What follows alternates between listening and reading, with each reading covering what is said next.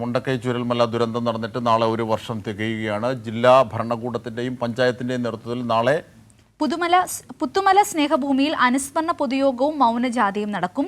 മന്ത്രിമാർ, തദ്ദേശ സ്വയംഭരണ സ്ഥാപന പ്രതിനിധികൾ തുടങ്ങിയവർ യോഗത്തിൽ പങ്കെടുക്കും. ഇത് ഒരു നാളെ എന്ന് പറയുന്ന ആ ഒരു ദിവസത്തിന് ഒരു വർഷത്തെ ദൈർഘ്യമുണ്ടെങ്കിലും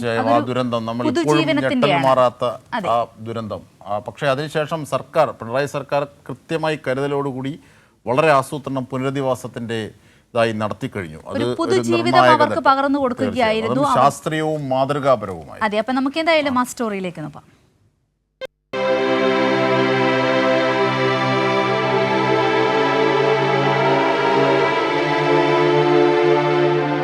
മുണ്ടക്കൈ ചൂരൽമല ദുരന്തത്തിന്റെ സ്മരണയ്ക്ക് നാളെ ഒരാണ്ട് തികയും.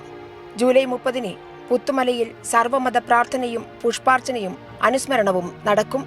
ജില്ലാ ഭരണകൂടം, മേപ്പാടി ഗ്രാമപഞ്ചായത്ത് എന്നിവയുടെ സംയുക്ത ആഭിമുഖ്യത്തിലാണ് പരിപാടി സംഘടിപ്പിക്കുക. രാവിലെ 11 മണിക്ക് പുത്തുമല പഞ്ചായത്ത് ശ്മശാനത്തിലാണ് പുഷ്പാർച്ചനയും തുടർന്ന് സർവമത പ്രാർത്ഥനയും നടക്കുക. പുത്തുമല മദ്രസ അങ്കണത്തിൽ ഒരുക്കുന്ന അനുസ്മരണ യോഗവേദിയിലേക്ക് മൗനജാഥ നടത്തും. മന്ത്രിമാർ, MP-മാർ, MLA-മാർ, വിവിധ രാഷ്ട്രീയ സാമൂഹ്യ രംഗത്തെ പ്രമുഖർ, ഉദ്യോഗസ്ഥർ എന്നിവർ അനുസ്മരണ സമ്മേളനത്തിൽ പങ്കെടുക്കും. പുത്തുമലയിലെ ഹൃദയഭൂമിയിൽ പ്രിയപ്പെട്ടവരുടെ ഓർമ്മകൾക്ക് മുന്നിൽ എല്ലാവരും നാളെ സംഗമിക്കും. വയനാട് നിന്നും PV ജോഷില.